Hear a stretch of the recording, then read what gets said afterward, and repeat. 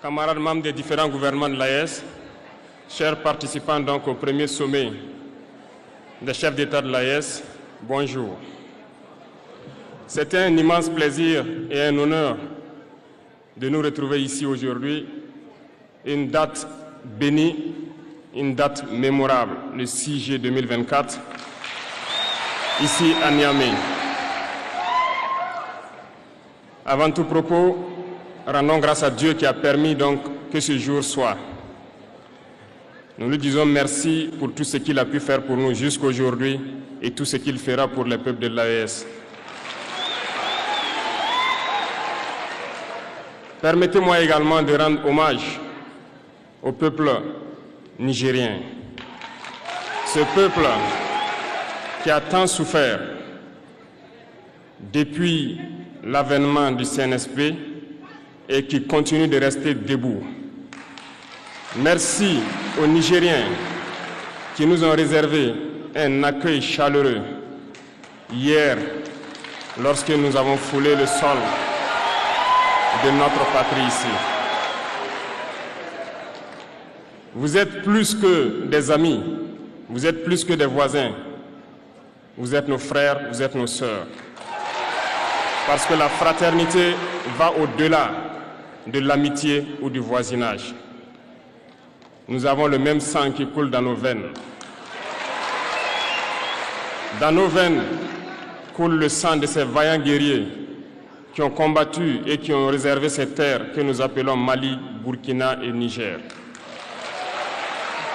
Dans nos veines coule le sang de ces vaillants guerriers qui ont aidé le monde entier à se débarrasser du nazisme et de beaucoup d'autres fléaux.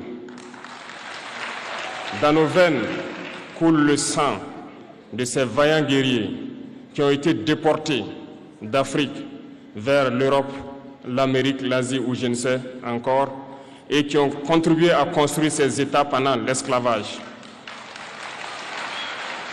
Dans nos veines coule le sang d'hommes dignes, d'hommes robustes, d'hommes debout.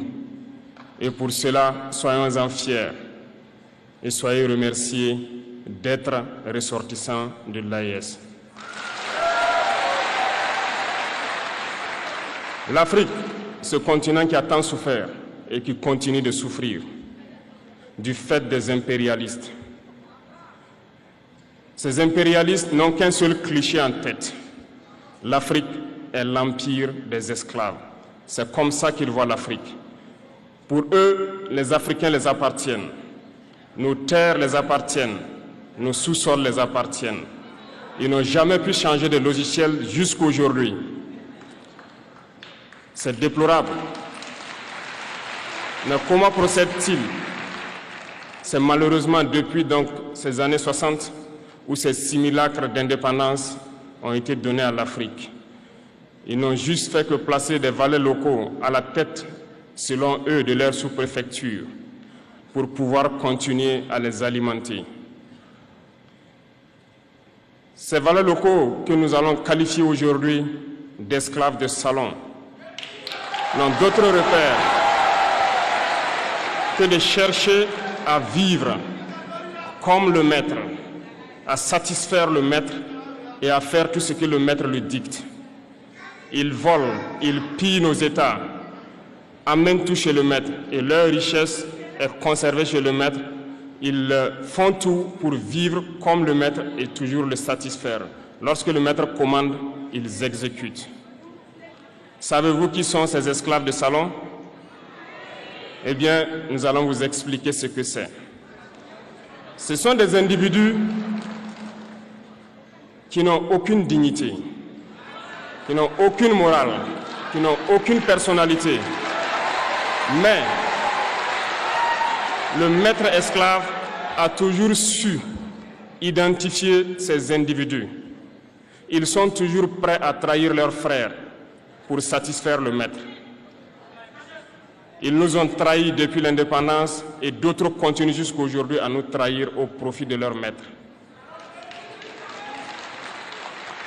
Ces individus continuent toujours, contre vents et marées, à piller l'Afrique, à aider le maître à piller l'Afrique.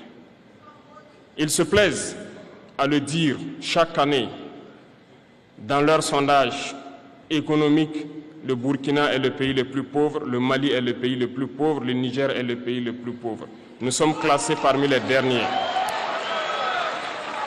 Très bien, si nous sommes aussi pauvres qu'ils le disent, mais quand est venu le moment de prendre nos responsabilités, nous avons demandé à ces maîtres de quitter les lieux. Pourquoi ne veulent-ils pas partir? Lorsque nous prenons le cas du Niger, depuis plus de 40 ans, certains pays exploitent l'uranium pour produire de l'énergie chez eux. D'Ottawa jusqu'à Paris, les rues sont illuminées, c'est la lumière. Mais au Niger, c'est l'obscurité qui nous est servie. Lorsque vous partez dans nos États, nos sols sont troués de toutes parts pour rechercher les métaux précieux tels que l'or. Mais souvent, il n'y a même pas la moindre route accessible pour atteindre les zones où ils exploitent l'or, encore moins certains services sociaux de base. Voilà pourquoi nous avons décidé de nous révolter et de prendre le destin de nos pays en main. Il y a bien d'autres exemples. Mais lorsque nous avons décidé ainsi, eh bien, nous avons été approchés par certains esclaves de salon pour nous passer le message de leur maître.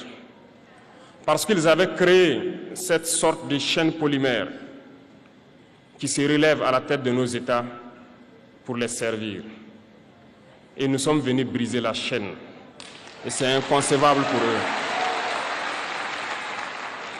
Ils nous ont donc approchés et ils nous ont demandé de rentrer dans les rangs pour faire partir de l'élite qui doit diriger l'Afrique, parce qu'ils ont une élite formée et formatée qui doivent suivre, qui sont incrustés dans cette chaîne-là.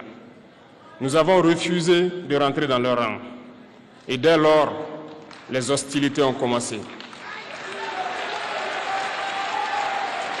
Ils ont fait fourvoyer dans nos zones plusieurs mercenaires, des formateurs. Les agents sont descendus dans le Sahel pour espérer mener des attaques barbares, lâches contre nos populations, espérer les révolter.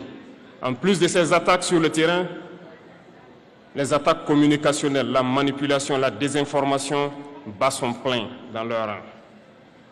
Mais les peuples du Sahel ont compris et plus jamais on ne pourra les manipuler. Ils savent d'où ils viennent, ils savent ce qu'ils font et ils savent où ils partent.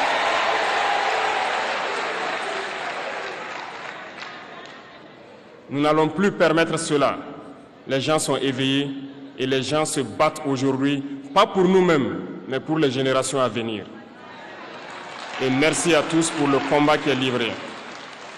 Cela ne nous fait jamais pleurer. Nous n'allons pas trembler. Nous allons affronter. Nous allons nous battre pour l'indépendance réelle, pour notre liberté.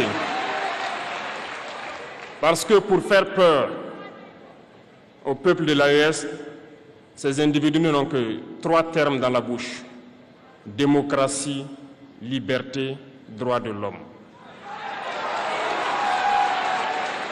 Bien sûr, leurs valets locaux ne sont élus que dans un processus démocratique, libre et transparent selon eux leurs valeurs.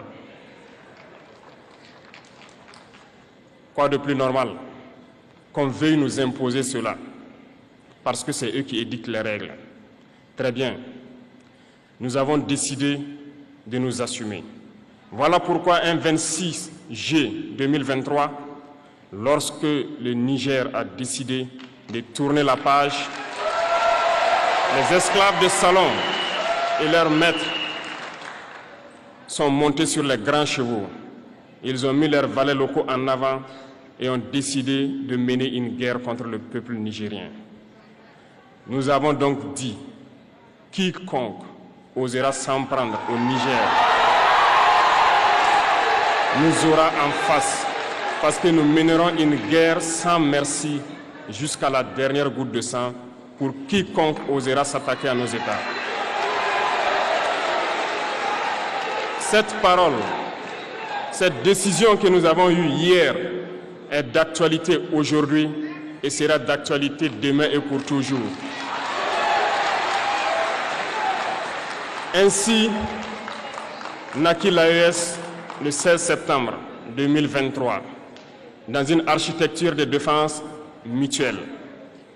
Mais nous avons jugé nécessaire de prolonger et d'agrandir donc l'architecture de l'AES.